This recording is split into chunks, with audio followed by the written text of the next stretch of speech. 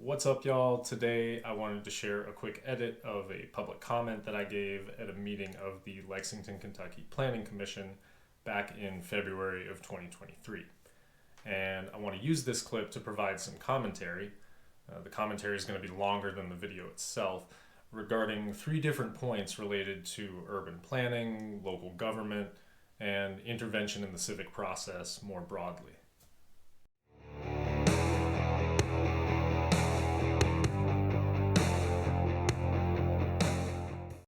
So the first thing to understand is that this was a hearing regarding Lexington's new comprehensive plan, or comp plan. And if you're not familiar with US planning lingo, the comprehensive plan is something that the federal government requires local municipalities above a certain size to undertake every 5 years if they are to remain eligible for federal grants and other kinds of funding.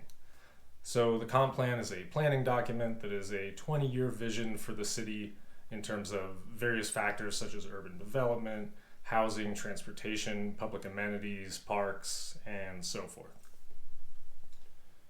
Now, as one can imagine, it's difficult to pump out a really compelling 20-year vision every 5 years. So in practice, the comprehensive plan is more or less a dog and pony show that seeks to put lipstick on some version of whatever the previous comprehensive plan was. And for better or worse, however, it is one of these recurring events in our fraudulent veneer of bourgeois democracy where we do see a large number of people come out and participate in the civic process, often by giving some kind of public comment or other input into the writing of the comprehensive plan. One of the things that makes people so cynical towards the comprehensive plan process is that it doesn't really have any teeth in the sense of truly cementing city policy.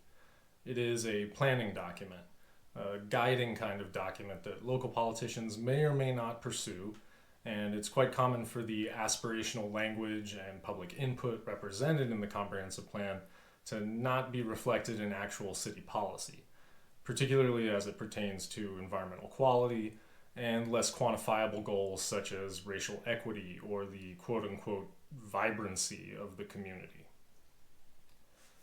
Nevertheless, the comprehensive plan is a not insignificant document because for the next 5 years after it is written, anytime you try to get something done in city government, the first obstacle you'll run into is how does it correspond to the goals and objectives set by the comprehensive plan? And those goals and objectives are specifically the topic of the hearing in this video. Now, the goals and objectives are very high-level kind of local policy guidance. They don't have a lot of crunch or numbers to them, so they tend to be pretty broad. And in the case of this year's comprehensive plan, there was, for the first time, the inclusion of a climate mitigation goal for the city. Specifically, a goal to reduce Lexington's net carbon emissions to 0 by 2050. Now, first of all, if you're watching this video, I would hope that you're informed enough to understand that this is a ludicrous proposition, and that the only way we're going to get net carbon emissions to 0 by 2050 is either through the use of fraudulent accounting mechanisms, using instruments like carbon credits, or alternatively if industrial civilization has collapsed. So my intervention here in this public comment was to assert the need for the inclusion of language pertaining specifically to land management in this section of the goals and objectives that deals with climate adaptation. Now, the role of land management and specifically the water cycle in climate mitigation is something that I've spoken on in other videos, and so I'm not going to get into it here. But as you'll see, my primary push was for the inclusion of explicit references to ecological processes such as infiltration and evapotranspiration in this policy document. This is particularly relevant to our local context as well, where more recent municipal stormwater policies have allowed developers to build large underground detention basins rather than stormwater management systems that will be truly regenerative to the landscape. So, long intro, and as I said, this document is ultimately toothless, but if we can get certain language included in it, we can use it as a point of leverage in developing good environmental policy in the future. And so for that reason, and for the reason that this is one of the few times that we get a lot of public engagement and ferment around local government process we saw a need to engage. And before I go any further, I should say that ultimately my comment was not incorporated into the comprehensive plan, and we have in fact ended up in Lexington with a planning document that treats carbon emissions as the sole focus of all climate-related policy, which of course creates problems for all kinds of reasons, but primarily for the reason that it filters all attempts at climate adaptation through the capitalist-driven spreadsheet mentality of how do we reduce this quantifiable carbon emission rather than a more holistic focus on all of the activity that our civilization is perpetuating on the landscape. Nevertheless, we've continued our advocacy in trying to get some of this language into the policies and procedures document, which is kind of the next level down from the goals and objectives and has more room for detailed verbiage. But more importantly for this video, I think even though ultimately I was not successful in getting my comments incorporated into the comprehensive plan, this still gives us an opportunity to discuss some of these interesting points and develop more of a common understanding around how Geomancer approaches things like giving public comment at a meeting of city government. Okay, so the second point I want to talk about in this video is just to address any criticism as to why I am engaging in this kind of reformist performance when we know that the comprehensive plan is sort of a meaningless distraction that gives people a false sense of accountability and transparency in local government. So to some extent, I've already touched on this by explaining that there are practical implications for our policy projects that arise from the development of the comprehensive plan, and more importantly, that in spite of it being a cynical, performative process that people go through every 5 years, it does nevertheless represent an opportunity to briefly be physically at the table with your neighbors in a way that people don't really come out for when it's not the comp plan. And I should also make clear that public engagement around the comprehensive plan stretches across hundreds of different small events throughout the community, and it's not just this one public comment for a single planning commission meeting. The other really important point to make when we're talking about working with local government is that we by no means want to varnish over the truth that the American political system is openly in senile decline, and that moreover the material basis for industrial civilization, which is the predictable functioning of a healthy biosphere, is teetering on the brink. So I just want to make clear that I don't have any reformist illusions about, even if I had been successful in getting these elements added to city policy, that it was going to ultimately change anything about the outcomes that we are facing as a species.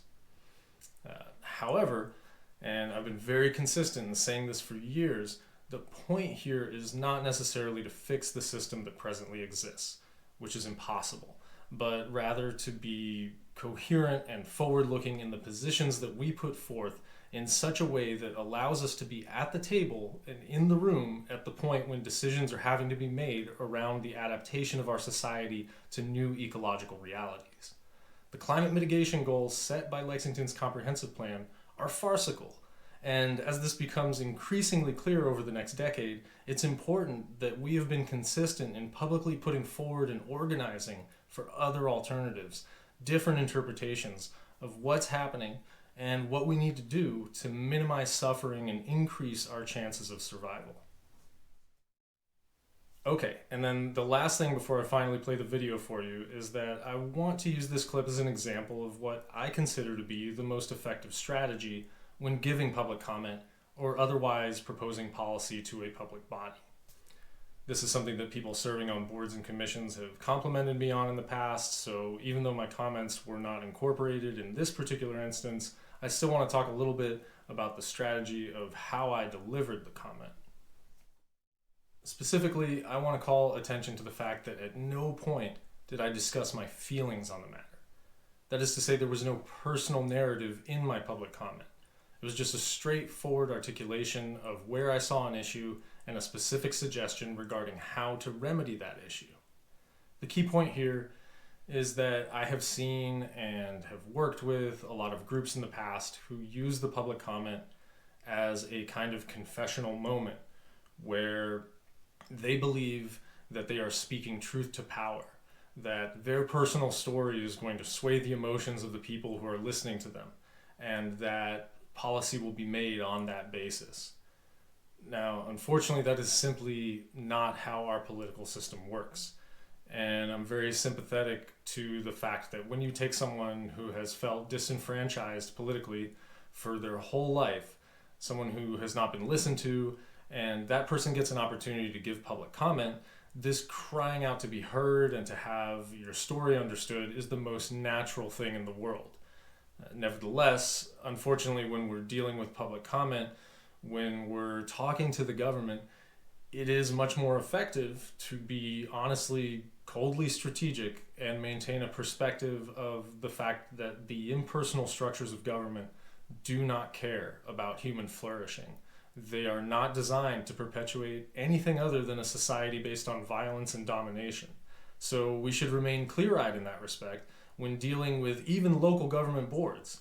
In other words, don't get emotionally invested in this outcome or emotionally invested in the idea that anyone cares about your personal experience whatsoever, whether that is as a tenant, as a homeowner, or otherwise.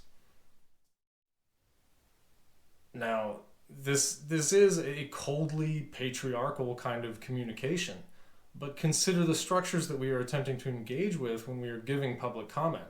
They are much more likely to respond to self-assuredness, strength, and offers of competent partnership than they are to a pleading for a kind of paternalistic remedy.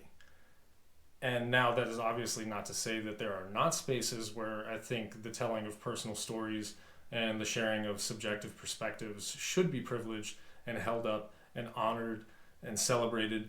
But when you are grappling with the state, I do not believe is the time for that kind of strategy.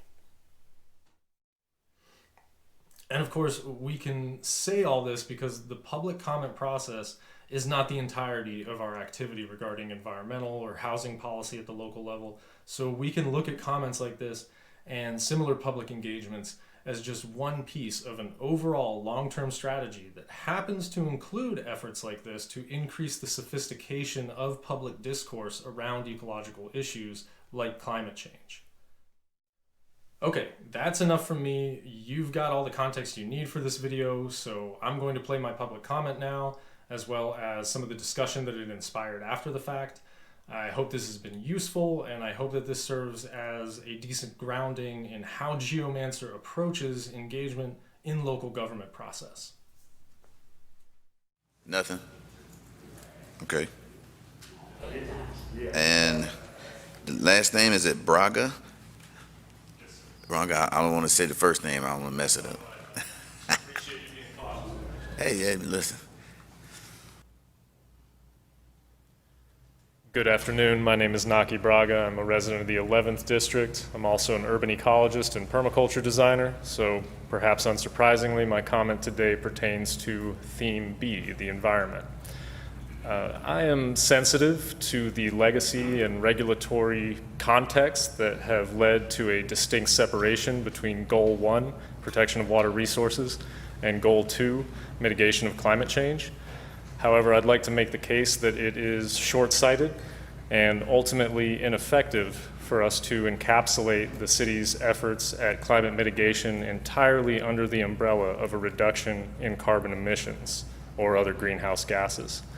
Specifically, the science indicates that the thermal regulation of the biosphere is at least as much, if not more so, tied to the hydrologic cycle as it is the carbon cycle.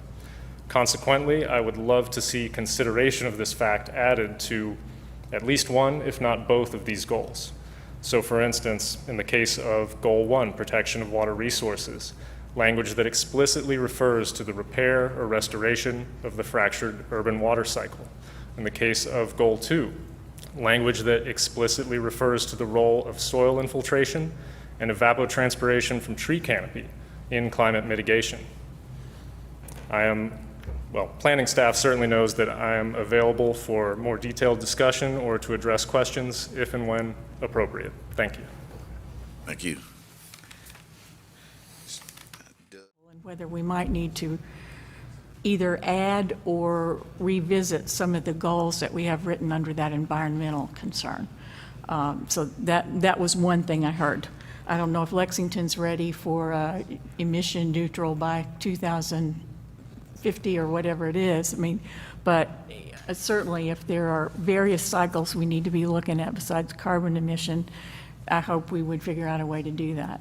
That would be number one. Another big trend, the housing trend.